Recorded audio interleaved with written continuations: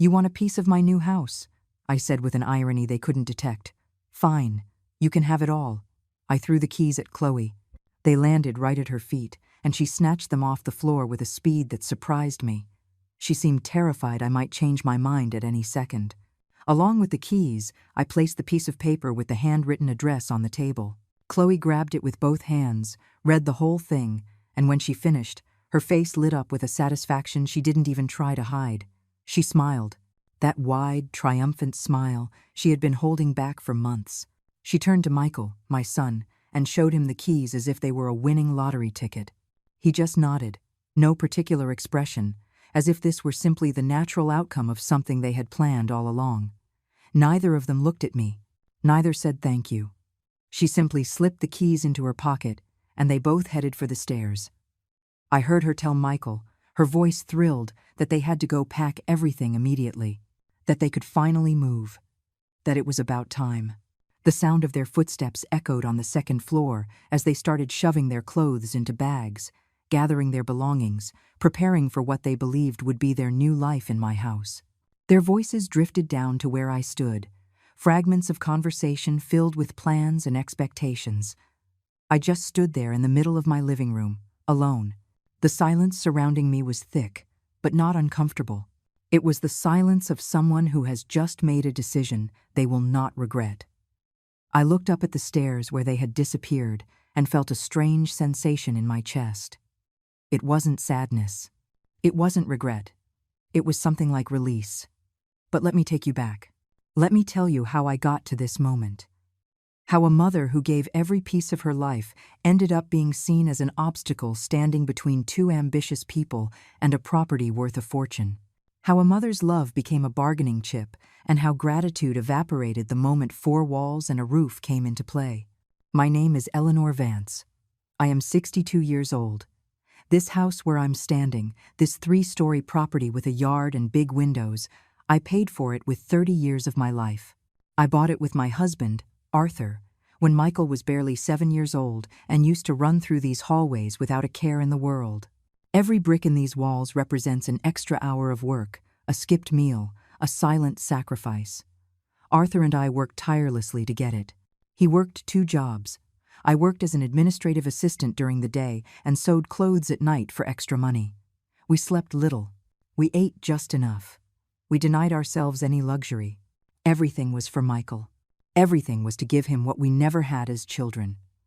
This house was the proof that we had made it, that our son would grow up in a stable and secure home. Arthur died 10 years ago. A sudden heart attack one afternoon while he was tending the garden.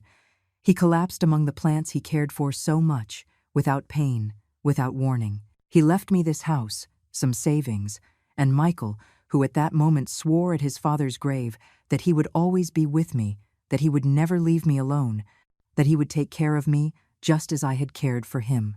Promises sound beautiful when they're spoken. The problem is remembering them when something more attractive comes along. The first few years after losing Arthur were difficult but bearable.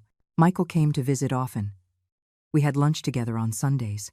We talked about his father, about memories, about life. I clung to those visits like a drowning person clings to a piece of wood in the middle of the ocean. My son was the only thing keeping me whole after my husband's death. 6 years ago, Michael met Chloe at a work conference. She was one of those women who knows exactly how to present herself, always put together, always with the right word, always smiling at just the right moment. He introduced her to me 3 months after they met, and I welcomed her with open arms. I cooked special dinners, organized family gatherings, and did everything possible to make her feel like part of the family. When they decided to get married, Michael told me he hadn't saved enough money. Chloe wanted a big, elegant wedding with lots of guests. I took almost $20,000 out of my savings to help them. $20,000 I had saved for years for emergencies. But seeing my son happy was worth every penny. Or so I thought at the time. The first 2 years were normal. They came to visit. We shared meals. They talked about their plans. Chloe called me Mom in that sweet tone that made me feel loved. I helped them financially when they needed it, bought things for their apartment, gave them money for their expenses. It was my way of showing love, my way of being useful in their lives. But 2 years ago, something changed. The visits became less frequent, the calls shorter. And I started to notice something in Chloe's eyes every time she walked into my house. She wasn't looking at me. She was looking at the walls, the furniture, the rooms. Her eyes scanned every space in my house as if she were calculating something in her mind. She measured distances with her gaze, observed the high ceilings, touched the walls like someone assessing the quality of a building. At first, I thought it was simple curiosity. Maybe admiration for the house where her husband grew up. How wrong I was. Michael started to change, too. He didn't talk to me like he used to. His conversations became mechanical, repetitive, full of empty phrases that said nothing real. And then he started with the comments. Comments that at first sounded like genuine concern, but over time revealed their true intention. "Mom, this house is just too big for you all by yourself. Mom, those stairs are dangerous at your age. Mom, keeping up a property like this must be costing you a fortune. Mom, you should really think about downsizing, something smaller, easier to take care of." I listened to those comments and felt a knot in my stomach that I didn't know how to interpret. I told myself my son was worried about me, that he wanted what was best for his mother, that it was normal for him to think about my safety. But there was something in his tone, something in the way Chloe nodded every time he spoke, that made me doubt. The visits became strange. They weren't coming to see me anymore. They were coming to inspect the house. Chloe would walk through the rooms with flimsy excuses. She wanted to see how the bathroom turned out after I remodeled it. She needed ideas for decorating their apartment. She loved the garden and wanted to take pictures. But I saw her. I saw her opening cabinets, looking inside closets, asking how much it cost to replace the windows, how much I paid in upkeep, if the house had any structural problems. One afternoon, a year and a half ago, Chloe arrived with a folder full of papers. She sat in my living room and started showing me brochures for assisted living facilities. Beautiful places, she said, with gardens, with nurses available, with recreational activities. Places where I would have company, where I wouldn't have to worry about maintaining such a big house. Michael was by her side, nodding, supporting every word his wife said. I felt something break inside me in that moment. I looked at my son, the man who came from my body, the one I nursed, the one I cared for when he had a high fever for 3 nights in a row, the one I hugged every time he cried, the one I applauded at every achievement in his life. And that man was looking at me as if I were a problem that needed a solution. I didn't say anything that day. I took the brochures, put them on the table, and served them coffee as if nothing had happened. But that night, after they left, I sat on my bed and cried until my chest hurt. I cried for Arthur, who wasn't there to see what our son had become. I cried for myself, for having been so blind. And I cried for Michael, for turning into someone I no longer recognized. After that afternoon, things got worse. Chloe started to be more direct. She no longer disguised her intentions with sweet words. She began to talk openly about how unfair it was to pay rent when this huge house existed with empty rooms. About how tired she was of living in a small apartment. About how much she would love to have her own yard, space to have guests, a bigger kitchen. Michael backed up every word. "Mom, it would be good for everyone. Mom, you'd be more comfortable in a smaller place. Mom, we could take care of the house. Mom, think about it. It would be the best thing for the family." I listened to them in silence. I nodded my head. I said I would think about it. But inside, something was changing. A part of me that had always been soft and agreeable began to harden. A voice in my head that used to be quiet was now screaming the truth I didn't want to accept. They don't care about me. They just want my house. I started paying more attention, noticing details I had ignored before. Like the way Chloe took pictures of every corner of my house and showed them to her friends. How Michael asked about the property documents, whether there was any mortgage left, whose name everything was in. How the two of them spoke in low voices when they thought I wasn't listening, making plans, discussing strategies. One night, I overheard part of a phone conversation. Chloe was talking to someone, probably a friend, and said things that stuck in my soul like needles. "She's old and stubborn," she said. "She doesn't get that the house is too much for her, but we've almost got her convinced. It's just a matter of time. That house should be ours. Michael is an only son. It'll be ours eventually anyway. I stood frozen on the other side of the door. I felt the air leave my lungs. My heart beat so hard I thought it would burst out of my chest. So that's how they saw me. As a temporary obstacle. As someone old and stubborn who was taking up space they considered theirs. I couldn't sleep that night. I stayed awake staring at my bedroom ceiling, the same room I shared with Arthur for 20 years, the same one where he died in my arms after they brought him home from the hospital. I thought about everything I had sacrificed for Michael. The sleepless nights when he was a baby. The extra jobs to pay for a good school. The times I ate less so he could eat more. How I sold the jewelry Arthur gave me to pay for his college tuition. And now here I was, alone in my house, with a son who saw me as a burden and a daughter-in-law who was counting the days to take what wasn't hers. But something else was born in me that night. Something cold and calculating I had never felt before. If they wanted to play dirty, I could too. If they saw me as an old woman who was easy to manipulate, I would give them exactly that image. And when they least expected it, I would teach them that underestimating a mother is the biggest mistake they could ever make. I started to act differently. Weaker, more confused. I complained about aches I didn't have. I said the stairs made me very tired. That maintaining the house was exhausting. That maybe they were right. That maybe I did need something smaller. Chloe and Michael exchanged satisfied glances every time I said those things. They thought they were finally achieving their goal. That the stubborn old woman was giving in. How wrong they were. While they thought they were convincing me, I was making my own plans. I started reviewing all the house documents. The property deeds were in my name. Only my name. Arthur and I had decided that years ago for legal and tax reasons. Michael had no right to this house as long as I was alive. And even though he was my only heir, that didn't mean I couldn't do whatever I wanted with my property. One morning, while they were at work, I went to the bank. I spoke with the manager, a man named Mr. Harrison, who had known me for years. I explained my situation without going into too much detail. I just told him I needed to organize my finances and wanted to explore my options. He listened attentively and gave me several useful pieces of advice. I also started researching the real value of my house.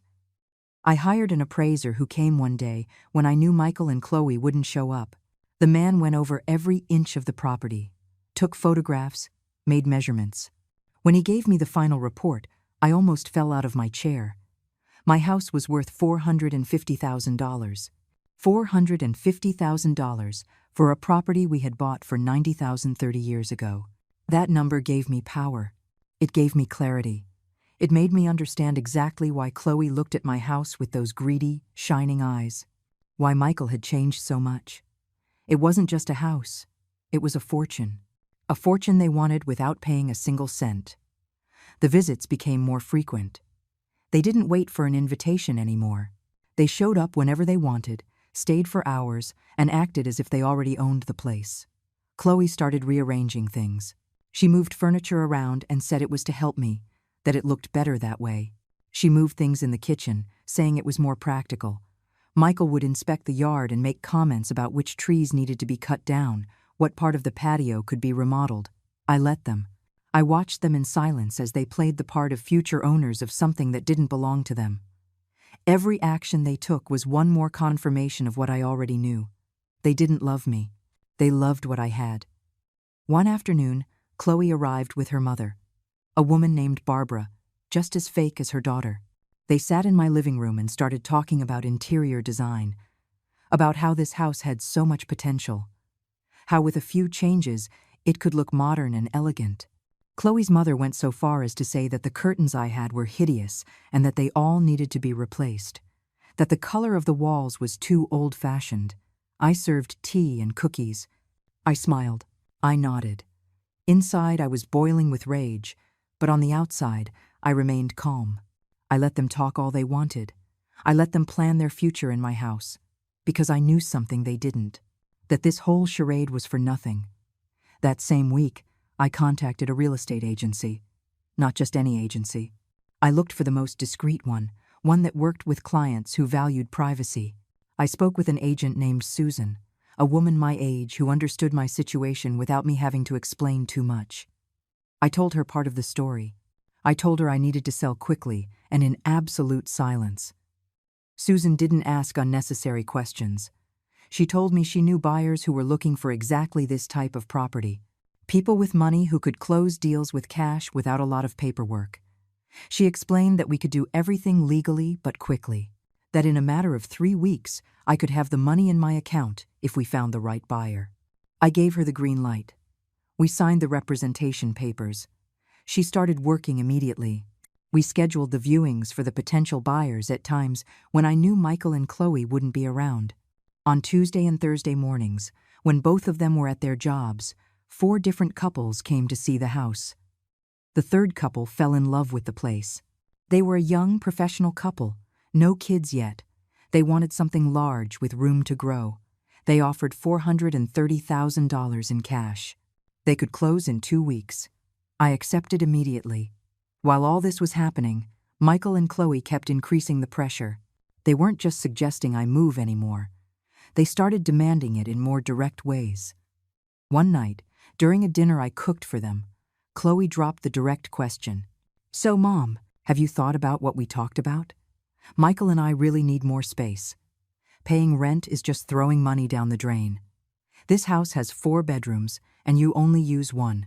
It just doesn't make sense." Michael added his part. "Mom, we could help you find a nice, comfortable apartment. Something in a building with an elevator, no stairs. Safer for you.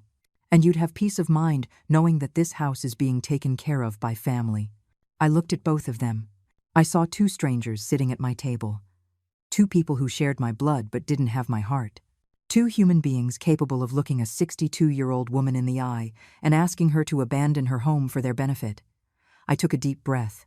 I smiled. And I told them exactly what they wanted to hear. "You're right. I've been thinking a lot about it. This house is too much for me. The stairs are tiring. The upkeep is expensive. Maybe it is time to make a change." Their faces lit up as if I had just announced they'd won the lottery. Chloe leaned forward, her eyes shining. Michael let out a sigh of relief he didn't try to hide. "Really, Mom?" Chloe almost shouted with excitement. "That's wonderful. You're making the best decision. You'll see. You'll feel so much better in a place that's more appropriate for you." Michael took my hand across the table. "I'm proud of you, Mom. I know it's not easy, but it's the right thing to do. And we are going to take care of this house like it's a treasure. I promise you." Promises. Promises again. As if my son's promises still had any value to me. I played along. I told them I needed time to organize my things. That finding a new place to live wasn't something you do overnight. That they should be patient with me. They nodded, said they understood, that there was no rush. But I saw the anxiety in their eyes. I saw how Chloe was already imagining her furniture in my living room, her clothes in my closets, her life in my house. The following days were pure acting. I pretended to look for apartments. I printed out brochures for places I would never visit and left them on the table for them to see when they came over. I made comments about how hard it was to find something good and affordable. Chloe offered to help. She said she could look for options, that she knew real estate agents, that she had contacts. Of course, she had contacts. She had probably already calculated how much it would cost to get rid of me as cheaply as possible, while they thought I was looking for a place to move. The sale of my house was moving forward without them suspecting a thing. Susan worked with impressive efficiency. The papers were signed. The inspection was done. The money was deposited into a new account I opened specifically for this transaction. $430,000 appeared in my bank account one Wednesday morning. I sat in front of the computer, staring at that number on the screen. $430,000. It was more money than I had ever seen together in my entire life. It was freedom in the form of numbers. It was the price of 30 years of sacrifice. It was proof that Arthur and I had built something valuable. And it was mine.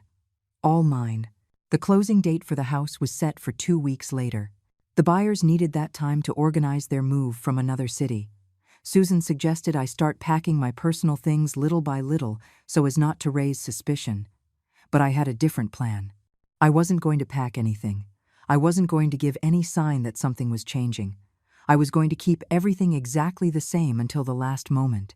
And when that moment came, Michael and Chloe would get the surprise of their lives. I hired a moving company with a special condition.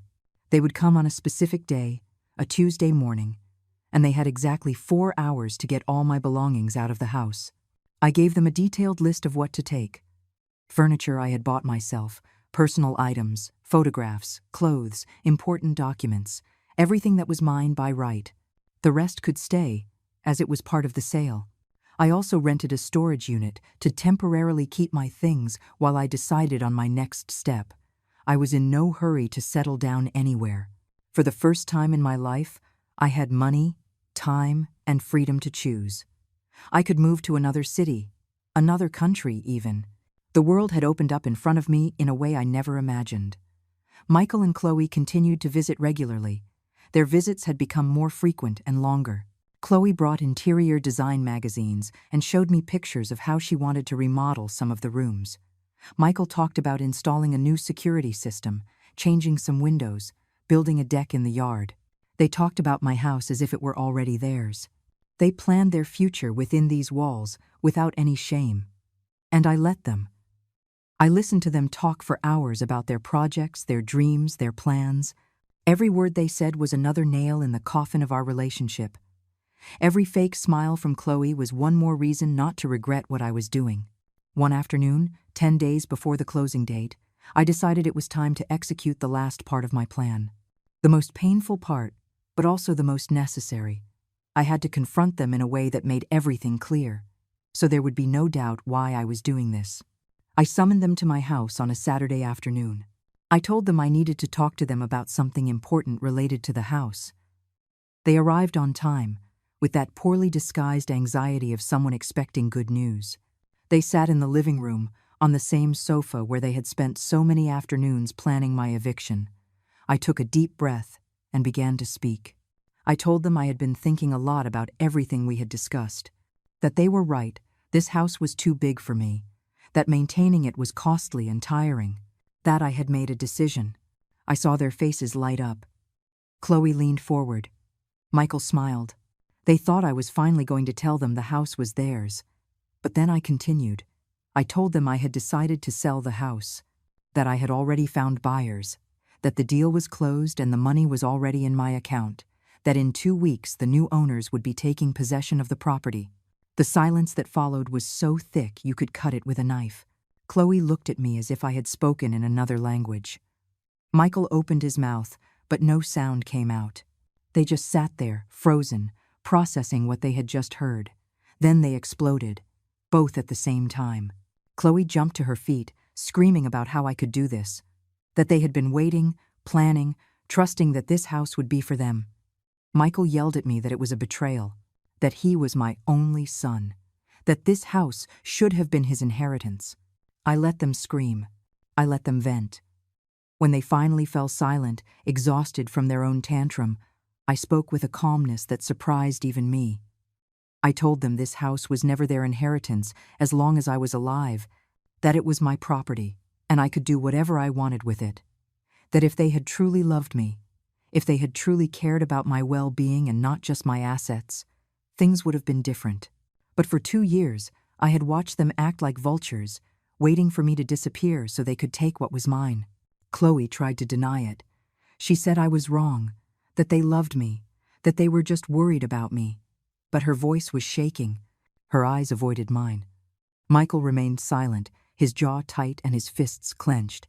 I reminded them of every conversation where they had pressured me to leave, every comment about how big the house was, every suggestion of a retirement home, every greedy look from Chloe as she scanned my walls, every plan they had made, thinking I wasn't listening. Then Chloe switched tactics. She started to cry.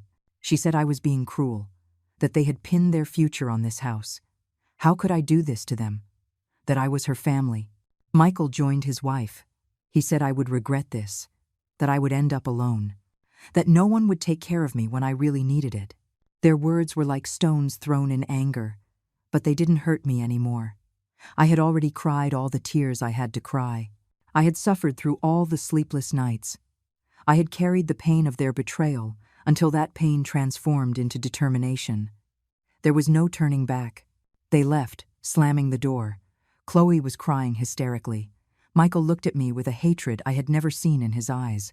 He shouted that this wasn't over, that he would find a way to stop the sale, that he would talk to lawyers. I let him threaten me. I knew that legally he had no power. The house was in my name. The sale was legal and final. There was nothing he could do except that he had lost something that was never his. That night, I slept better than I had in months. For the first time in a long time, I didn't have nightmares. I didn't wake up with that weight on my chest. I felt something like peace. The next few days were strange. Michael didn't call. Chloe didn't show up. The silence of their absence was deafening, but also liberating. I didn't miss them. I missed the son I thought I had, not the greedy man he had become. But 3 days before the house closing, I received a call. It was Michael. His voice sounded different, calmer, almost kind. He said he had been thinking, that maybe he had reacted badly, that he understood my decision, even if it hurt, that he wanted to see me one last time before I left the house. I was immediately suspicious, but I agreed.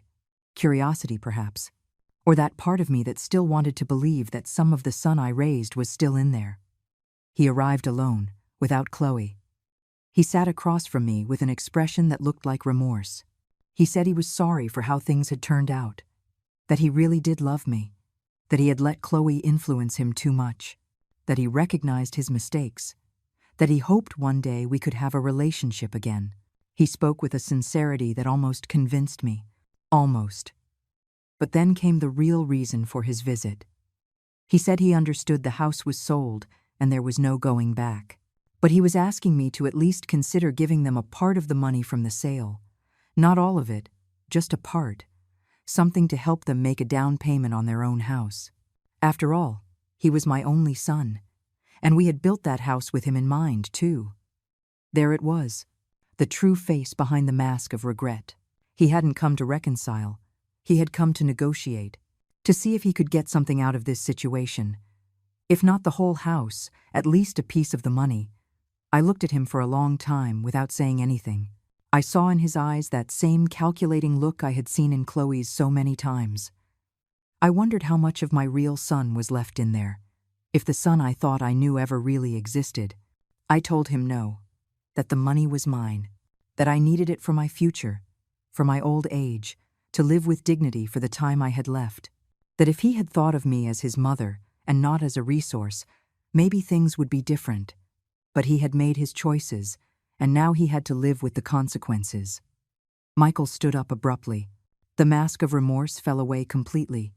He told me I was selfish, that I had become bitter since my husband died, that I was throwing away our relationship for money, that I didn't deserve to be called a mother. His words cut through me, but they didn't break me. I was already past the point where his insults could hurt me. I asked him to leave. He left without looking back, slamming the door again, making the pictures on the walls tremble. 2 days later, moving day arrived.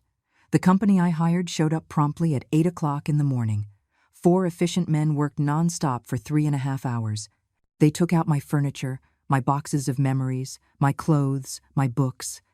Everything I had marked beforehand left that house and was loaded onto the truck, bound for the storage unit. I walked through the empty rooms when they finished. My footsteps echoed on the hardwood floors I had cleaned thousands of times. I ran my hand along the walls that held 30 years of memories, good and bad. I saw the marks on the wall where Michael measured his height every birthday until he was 12 years old. I saw the stain on the kitchen ceiling from a leak years ago that Arthur spent an entire weekend fixing. I didn't cry. I thought I would, but I didn't. This house had been my home, but now it was just a building. Homes are built with love and respect, not with walls and ceilings. And this house had stopped being a home the day my son decided it was worth more as property than as a symbol of what his father and I built together. I went out into the yard one last time. The rose bushes Arthur had planted were still there, blooming, unaware they would soon have new owners. I went over to them, cut one red rose, and took it with me. It would be my way of carrying a piece of the good memories. The next day, the final closing papers were signed. The new owners received the keys. The house was officially no longer mine. Susan congratulated me on my courage. She told me that not many women my age had the nerve to make such radical decisions. She asked me what I would do now, where I would go. I told her I still didn't know for sure, that maybe I would travel for a while, that I had a friend in another city who had invited me to visit, that for the first time in my life I didn't have to answer to anyone, that I was free.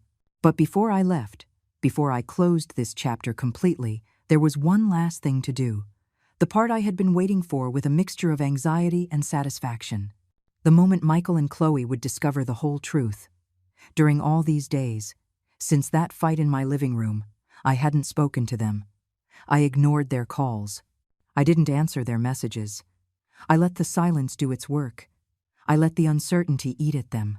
And now, with the house sold and my things safe, it was time to deliver the final blow.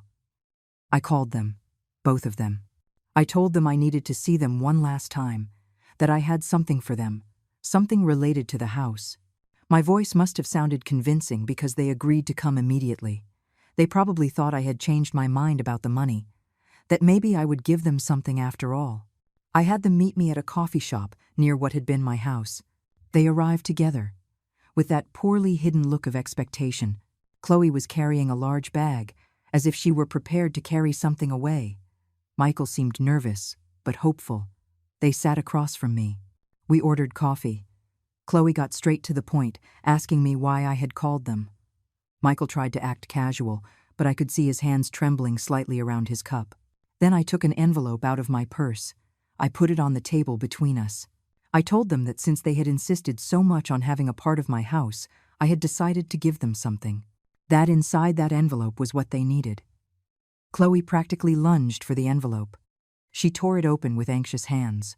Inside were two things: a set of keys and a piece of paper with a handwritten address. The same address as my old house. Chloe's eyes went wide. Michael read the address and looked at me, confused. Chloe shouted in surprise, asking if this meant what she thought it meant. If I was giving them the house after all. I smiled. I told them yes, that they had insisted so much on having my house that I had decided to give it to them, that those keys opened the front door, that they could go whenever they wanted, that the house was all theirs now. Chloe almost cried with joy. Michael looked stunned, unable to believe what he was hearing. He asked me if I was sure, if I was serious. I told him I had never been more certain of anything in my life. They stood up so fast they nearly knocked over their coffee cups. Chloe clutched the keys in her pocket as if they were the most precious treasure in the world. Michael tried to hug me, but I pulled away. I told them they could go, to go see their new house, to enjoy what they had wanted so badly. They practically ran out of the coffee shop. I watched them get into their car through the window. Chloe took out the keys and looked at them again and again.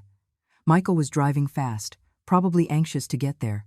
They left without looking back, without a real thank you, with nothing but the satisfaction of having gotten what they wanted. I stayed seated in that coffee shop, drinking my coffee slowly. I looked at the clock. It was 3 o'clock in the afternoon. I mentally calculated how long it would take them to get to the house. 15 minutes, maybe. Another 5 to park and walk to the entrance. In about 20 minutes, they would be standing at the front door. I ordered another coffee. I was in no hurry. I knew exactly what was about to happen, and I wanted to savor it from a distance. I pictured the scene. Michael and Chloe arriving, excited, taking out the keys, walking up to the entrance with that feeling of victory. And then they would see it. The large sign hammered into the lawn. Sold. In red letters. Impossible to ignore. I imagined their faces when they realized. When they tried to put the keys in the lock and discovered they didn't work because the locks had already been changed by the new owners. When they looked through the windows and saw that the house was completely empty, without my furniture, without my things, without anything to indicate I had ever lived there. 20 minutes after they left, my phone started to ring. It was Michael. I didn't answer. It kept ringing. 1, 2, 3 times. Then Chloe. Then Michael again. I let it ring while I calmly finished my second coffee. The text messages started coming in, confused at first, then desperate, then furious. Mom, what does this mean? The house has a sold sign. The keys don't work. What is going on? Mom, answer the phone. This is a joke. Mom, please explain. What did you do? Where are you? I need to talk to you now. I read every message with a calmness that surprised me. I felt no guilt. I felt no regret. I felt something like justice, like liberation. Like that moment when you finally take control of your own life after years of letting others decide for you. I waited a full hour before responding. A single, short, direct message. The house is sold. I gave it to you, just like you wanted. Now it's your problem what to do with that information. Enjoy your inheritance. The phone exploded with calls. I blocked their numbers. The messages kept coming through other channels. Social media, emails, messages from unknown numbers that were clearly them using other people's phones. I blocked everything. I cut off all forms of communication. That night, I stayed in a hotel. A simple but comfortable room. I took a long bath. I ordered room service. I watched a movie I had wanted to see for months but never had the time. For the first time in years, I didn't think about what Michael was doing. If he had eaten dinner. If he needed anything. If he was okay. I thought about me. Only me. And it felt strangely liberating. The next morning, while I was having breakfast in the hotel restaurant, I saw I had a message from a number I hadn't blocked. It was Barbara, Chloe's mother. The message was long and filled with barely disguised insults. She called me selfish, cruel, a bad mother. She said I had destroyed the future of two hard-working young people who just wanted to get ahead. That I would regret this when I was old and sick with no one to care for me. I deleted the message without replying. Her words didn't affect me. They were coming from the same person who had walked into my house to criticize my curtains and my walls while planning with her daughter how to take over my property. The following days were silent. Michael and Chloe finally understood that I wasn't going to answer, that there would be no conversation, that there was no going back. They probably consulted with lawyers and discovered what I already knew, that everything I did was completely legal, that the house was mine and I had every right to sell it, that they had no valid claim. I moved in temporarily with Susan, my real estate agent, who during this process had become something of a friend. She had a large house with a guest room that she offered me while I decided on my next step. She was a widow, like me, with no children, and she understood perfectly the difference between chosen solitude and imposed loneliness. We sat on her patio every afternoon, drinking tea and talking about life. I told her my whole story. She told me hers. She had been through something similar with her brother, who tried to cheat her out of her inheritance after her husband died. She had learned the hard way that family doesn't always mean loyalty. One afternoon, 2 weeks after the day Michael and Chloe found the house sold, Susan asked me what I planned to do with my life now. I had money. I had my health. I had freedom. The world was open to me in a way it hadn't been in decades. I told her I had been thinking about traveling, that there were places I always wanted to see but never could, because I was always busy taking care of others. Europe, maybe. Italy, France, Spain. Places where I could walk down ancient streets and get lost among tourists without anyone knowing who I was or where I came from. Susan smiled and told me that was exactly the right answer, that I had spent too many years living for others and it was time to live for myself. She helped me plan. She showed me websites with travel packages for seniors, organized groups where I could meet people my age with similar stories. I booked a 3-month trip through Europe. I would leave in 1 month. I would visit 10 different countries. I would stay in small, cozy hotels. I would eat local food. I would meet new people. I would just be Eleanor, a 62-year-old woman enjoying her freedom, not Eleanor the abandoned mother, not Eleanor the victim of her family's greed. While I planned my trip, tucked away in my new temporary reality, I sometimes thought about Michael, not the selfish man he had become, but the boy he was. The 7-year-old who hugged me when he had nightmares. The teenager who gave me flowers with his first paycheck. The young man who cried in my arms the day his father died. I wondered at what point that boy disappeared. At what point love turned into self-interest. If I was to blame for spoiling him too much. For giving him everything without teaching him the value of things. for showing him that love is bought with sacrifices and money instead of teaching him that love is shown with presence and respect. Maybe I created the monster. Maybe in trying to be the best mother possible, I ended up being the worst. But I also understood that at some point, Michael stopped being just a product of my upbringing and became an adult responsible for his own decisions, and his decisions led him to lose me. One night, 3 weeks after everything, I received a call from an unknown number. I almost didn't answer, but something made me. It was Michael. His voice sounded broken, tired, different from all the other times. "Mom? Please don't hang up. I just need you to listen for a minute." I stayed silent. I didn't hang up, but I didn't say anything either, he continued. "I know I have no right to ask you for anything. I know I ruined everything, but I need you to know that I've been thinking a lot about everything, about how I treated you, about what I did, about what I lost." He took a long pause. I heard his ragged breath on the other end of the line. "Chloe and I are separating.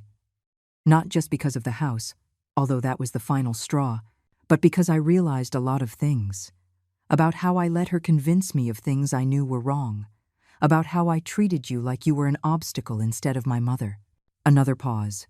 Longer this time. "I'm not asking you to forgive me. I'm not asking for us to go back to what we were, because I know that's impossible.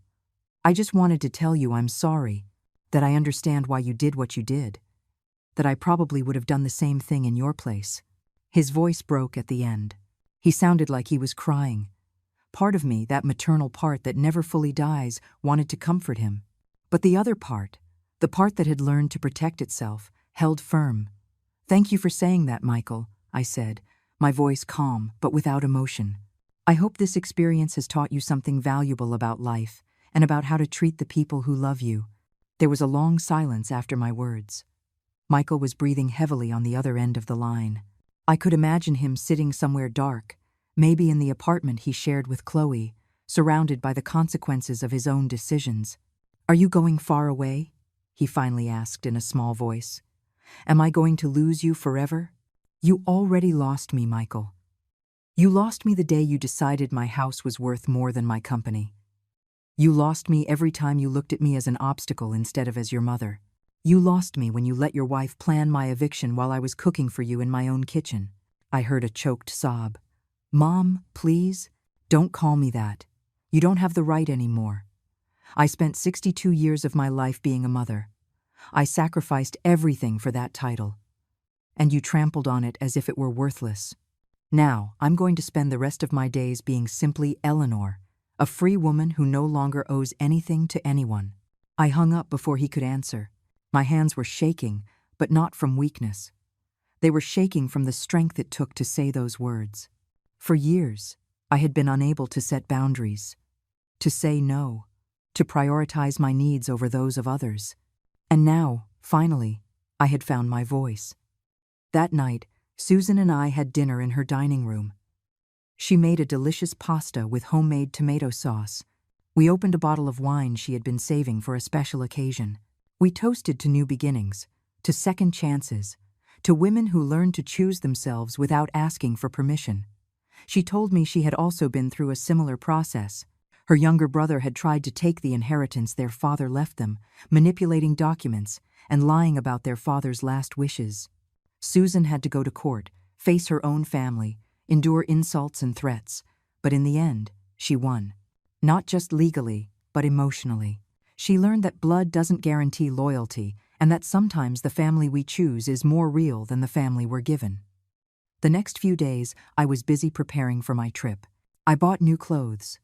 Not many, just what was necessary. I wanted to travel light, without the weight of material things or emotional baggage. I bought a good-sized but manageable suitcase. I took out my passport, which had been sitting in a drawer, unused, for years. I made all the necessary reservations. One afternoon, while checking my email, I found a message from Chloe. She had managed to get my email address somehow. The message was long, dramatic, and full of accusations and pleas mixed together chaotically. She told me I had ruined her life, that Michael was depressed and it was my fault, that they had only wanted what was best for me by suggesting a smaller, safer place, that I had misinterpreted their intentions, that the house would have been in good hands with them, that now Michael blamed her for everything and their marriage was destroyed. How could I sleep at night knowing the damage I had caused? I read the entire message without feeling anything at all. Not guilt, not satisfaction, not anger, just a quiet emptiness where the pain used to be. I deleted the email without replying. Chloe could say whatever she wanted. She could blame me for everything. It didn't affect me anymore because I had stopped caring about her opinion the day I heard her call me old and stubborn on the phone. 2 weeks before my trip, while I was walking through the market buying a few things, I ran into a neighbor from my old house. Her name was Megan, and she had lived 3 houses down for 15 years. We had exchanged occasional greetings but were never close. "Eleanor, what a surprise to see you here," she said with a genuine smile. "I heard you sold your house. The new owners seem very nice." I nodded. Yes, I decided it was time for a change. Megan leaned in closer and lowered her voice as if sharing a secret. "You know, your daughter-in-law came to my house a few days ago. She was looking for you. She seemed pretty upset. I told her I didn't know where you were, and she left in a huff." "Did she say anything else?" I asked out of curiosity. "She said you had done something terrible, that you had taken away her future. Honestly, it seemed very strange to me. That house was yours, not hers." Megan paused and then added, "I always thought that girl looked at your property with a little too much interest, like she already owned it. I'm glad you did what you had to do." Her words comforted me in an unexpected way. Sometimes you need an outsider to validate what you already know in your heart, that you're not crazy, that you're not the villain of the story, that your perceptions were correct. We talked for a few more minutes. I told her I was leaving for a trip to Europe. Her eyes lit up. She said she had always wanted to do something like that, but never dared. That she admired me for having the courage to start over at my age. We said goodbye with a warm, sincere hug. That night, I found an old box I had rescued from the house before selling it. Inside were photographs. Many photographs from different times in my life. Michael as a baby in Arthur's arms. Michael on his first day of school in that uniform that was too big for him. Michael graduating from college in his cap and gown. Michael on his wedding day, smiling next to Chloe. I looked at those photos for a long time. They were memories of a life that now seemed to belong to someone else. To a younger, more naive Eleanor, more willing to sacrifice everything for love. That Eleanor didn't exist anymore. She had died slowly over 2 years of humiliation and contempt, and in her place, this new version had been born. Stronger, more aware, more selfish, in the good sense of the word. I took the photos of Michael as an adult and put them aside. The ones of him with Chloe went straight into the trash. I didn't need to remember that chapter. But the photos of Michael as a child, those I kept, because that child had been real. That love had been genuine. And even though the adult had disappointed me deeply, the child deserved to be remembered. A week before my trip, I received another call. This time from a number I recognized as a law office. My heart sped up, thinking Michael had found some way to sue me. But it was something completely different. "Mrs. Eleanor Vance?" a professional woman's voice asked. "Yes, this is she. I'm calling from the firm of Zamora and Associates.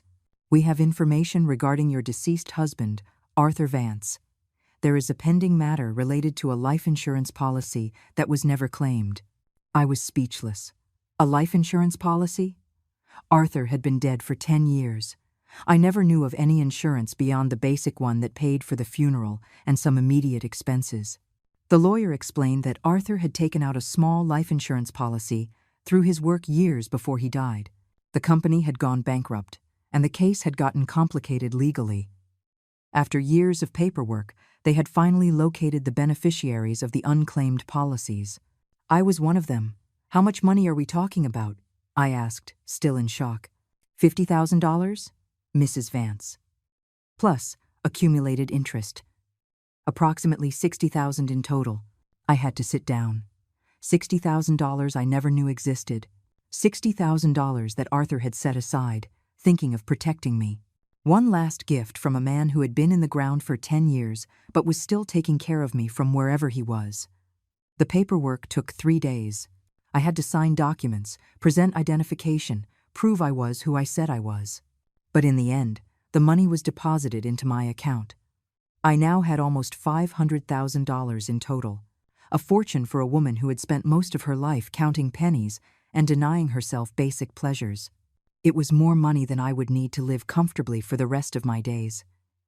It was absolute freedom in the form of numbers on a screen. That night, I called Susan and told her about the insurance. She was as thrilled as I was. We opened another bottle of wine and toasted to Arthur, to his foresight, to his love that transcended death. We talked late into the night about the irony of the situation. Michael had lost an inheritance of over $500,000 because of his greed. If he had been patient, if he had treated me well, if he had truly loved me as a son and not as an heir, all that money would have been his one day. But his avarice left him with nothing. Life has curious ways of serving justice. The last few days before my trip were spent in a strange calm. There was no more drama, no more desperate calls. Michael and Chloe had finally understood that there was no going back. I had become a ghost to them, and they had become strangers to me. Susan drove me to the airport on the day of my departure. We had developed a genuine friendship over these weeks. She had been my support, my confidant, the sister I never had. I promised her I would write from every city I visited, that I would send her postcards, that when I returned, if I returned, we would still be friends. We hugged at the airport security gate. She had tears in her eyes, but she was smiling. Go and be happy, Eleanor. Go and find out who you are when nobody needs you. Go and live the life you deserve. The flight was long but peaceful. I read a book I had bought about women who started over after 60. Inspiring stories of women who left toxic marriages, who pursued deferred dreams, who reinvented themselves when everyone thought it was too late. I saw myself reflected in every story. My first stop was Rome, the Eternal City.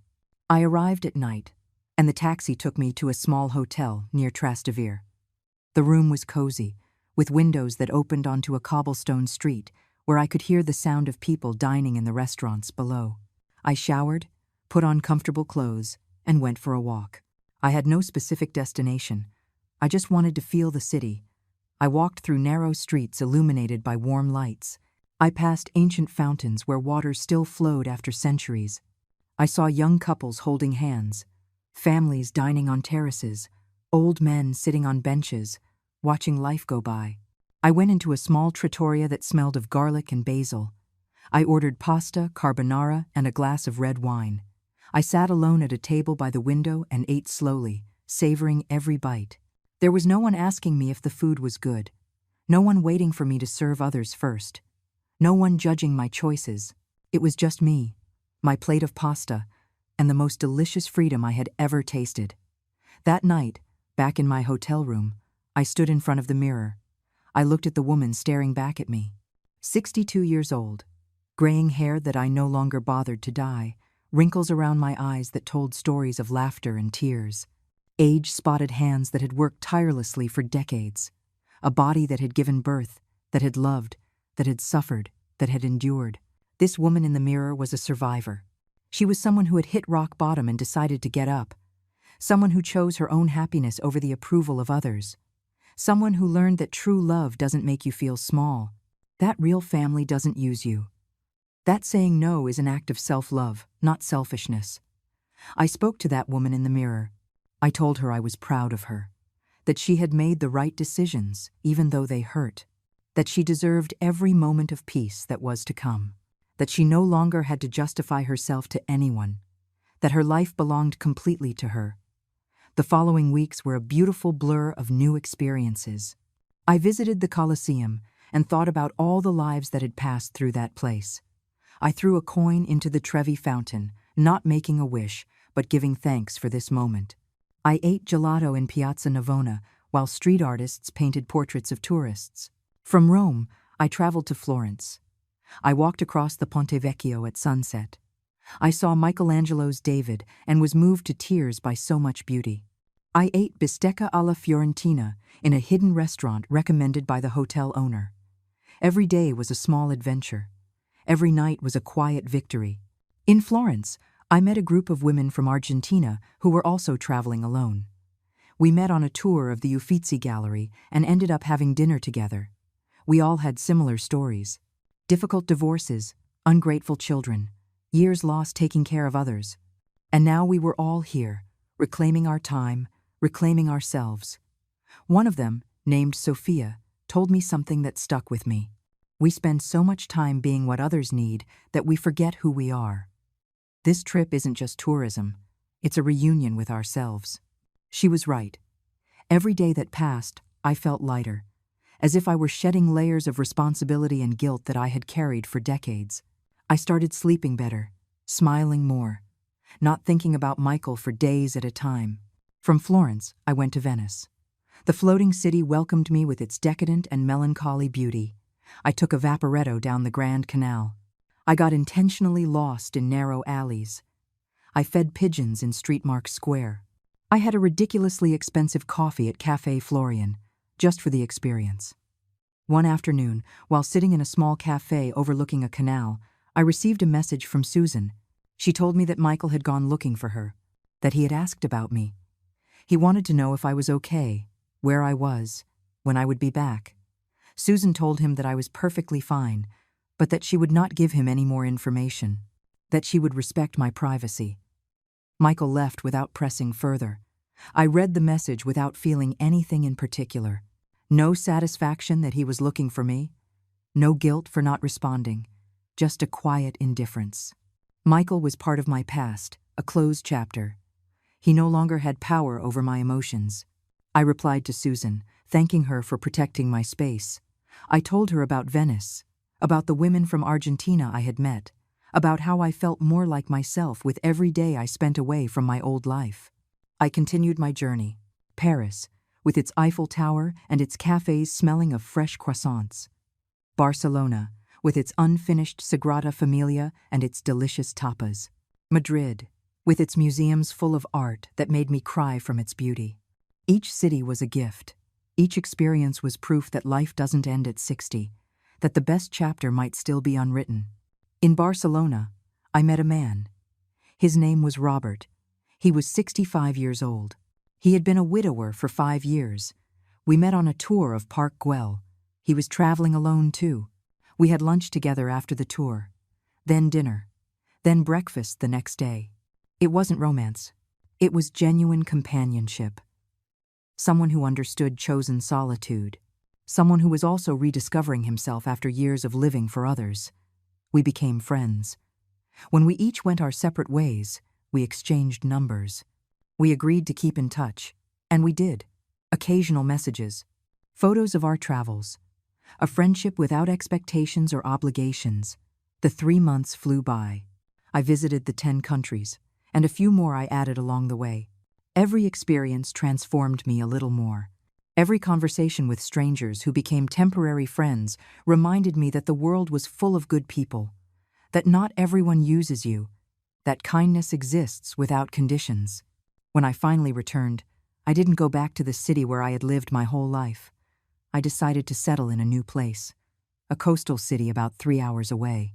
I bought a small apartment with an ocean view, 2 bedrooms, a large balcony where I could watch the sunsets, and enough space for me and no one else. Susan came to visit me the first month. We walked barefoot on the beach. With our feet in the cold water, I told her all about my trip, about the women I met, about Robert and our uncomplicated friendship, about how I had learned to be alone without feeling lonely.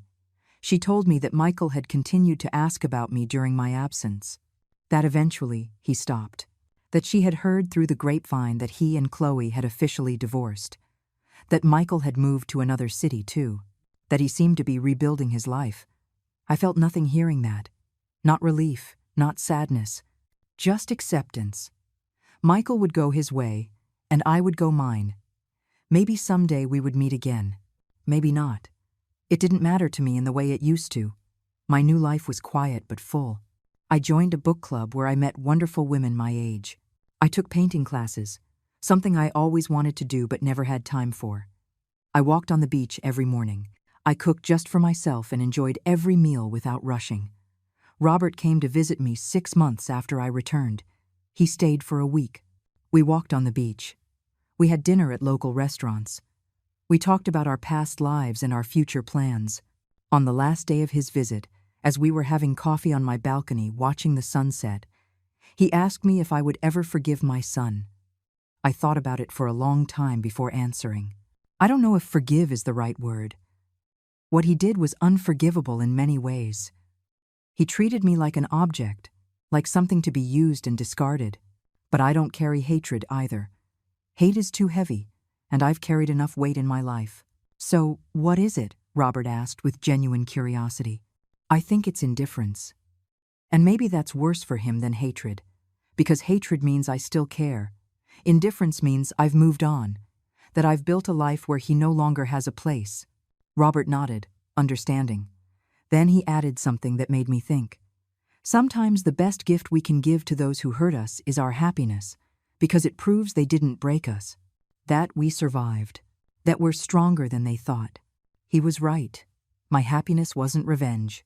It was liberation. It was proof that I was worth more than the role others assigned me.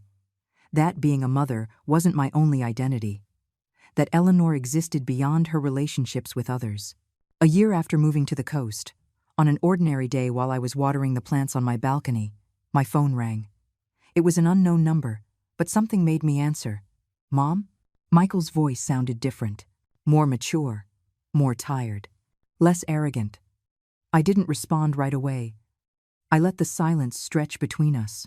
I know I have no right to call you. I know you should probably hang up, but I need to tell you something, and then I won't bother you again if that's what you want. I heard his breathing on the other end. He was nervous. I've spent this past year in therapy, trying to understand how I became the person I was with you, how I could treat you that way, and I've come to understand a lot of things. None of them are excuses, but at least now I understand. He paused, waiting for me to say something. I remained silent. I don't expect you to forgive me. I don't expect us to have a relationship again. I just needed to tell you that I finally get what I lost. And I'm not talking about the house or the money. I'm talking about you, about your presence, about your unconditional love that I trampled on as if it were worthless. His voice cracked slightly. I met someone new, a good woman who is teaching me what real love means. And every time she treats me with genuine kindness, I think about how you treated me like that my entire life, and I paid you back with greed and contempt. Every time she takes care of me when I'm sick, I remember all the nights you stayed up taking care of me as a child. And it hurts. It hurts so much to realize what I had and what I destroyed. He took a deep breath. I'm not asking you for anything. I just wanted you to know that I was wrong, that you were right about everything. That if I could go back in time and change my actions, I would, but I can't. So all I can say is I'm sorry. And I hope that wherever you are, you're happy. You deserve it more than anyone. There was a long silence. Finally, I spoke. Thank you for saying that, Michael. I appreciate your honesty, and I'm glad to know you're working on being a better person. I wish you the best in your life. I really do. Does that mean? His voice had a hint of hope. It means I don't hold a grudge. But it also means that my life is here now. I've built something new, something that is just mine, and there's no room in it for the pain of the past. I understand. His voice sounded resigned, but also relieved. I just wanted you to know that I think about you, that I miss you, and that if you ever decide you want to try anything, I'll be here. Goodbye, Michael. Take care of yourself. Goodbye, Mom. I hung up and stood there, looking at the ocean. I didn't cry. I didn't feel sadness or any particular relief. I just felt closure. Michael had said what he needed to say. I had listened, and now we could both move on. Maybe someday, in a few years, when the wounds were completely scarred over, we could try to rebuild something. Not the mother-son relationship we had before, because that was broken beyond repair, but maybe something new, something based on mutual respect and clear boundaries. Or maybe not, and that was okay too. I sat in my favorite balcony chair with a hot cup of tea. The sun was setting, painting the sky in oranges and pinks. The waves broke gently on the beach. A cool breeze brought the smell of salt and freedom. I thought about the entire journey. About the Eleanor I was 2 years ago, living in a big house but feeling smaller and smaller. The woman who let herself be manipulated because she didn't know how to set boundaries. The mother who believed love meant sacrificing everything, including her dignity. That woman didn't exist anymore. In her place was someone stronger. Someone who learned that loving yourself isn't selfish. That saying enough doesn't make you a bad person. That you can love your family and still choose yourself. That blood doesn't justify emotional abuse. That we deserve respect not for what we can give, but simply for existing. Today, I don't need permission to live. I don't need external validation to feel valuable. I don't need to prove my love to anyone by sacrificing my peace. Today, I simply exist on my own terms. And that is enough, more than enough. It's everything. I took a sip of my tea and smiled at the horizon. I was 63 years old, money in the bank. Real friends, my own projects, trips to plan, books to read, paintings to paint, sunrises to see. A whole life ahead of me, built on the rubble of the last one. What I did wasn't revenge. It was survival. It was self-love. It was the hardest and most necessary decision of my life. And I would do it again without hesitation. I got up from my chair and went inside my apartment. I put on soft music. I prepared dinner just for me. I set the table carefully, as if I were hosting the most important person in the world. Because I was. I was hosting myself. And as I ate slowly, savoring every bite, looking out the window at the ocean that was now my neighbor, I thought of all the women who are where I was, trapped in toxic family relationships, feeling guilty for wanting more, believing they have no options, thinking it's too late to start over. To them, I would say this: it is never too late. You are never too old.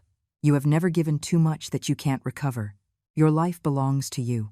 Your happiness is your responsibility, and choosing yourself doesn't make you selfish. It makes you free. I finished my dinner and went back out to the balcony. The night had fallen completely. The stars were beginning to appear in the dark sky. The sound of the waves was like an eternal lullaby. I closed my eyes and breathed deep. The salt air filled my lungs. And in that moment, on that balcony, facing the sea, thousands of miles from where my story began, I knew with absolute certainty that I had made the right decisions. This was my life now. And it was exactly as it was supposed to be.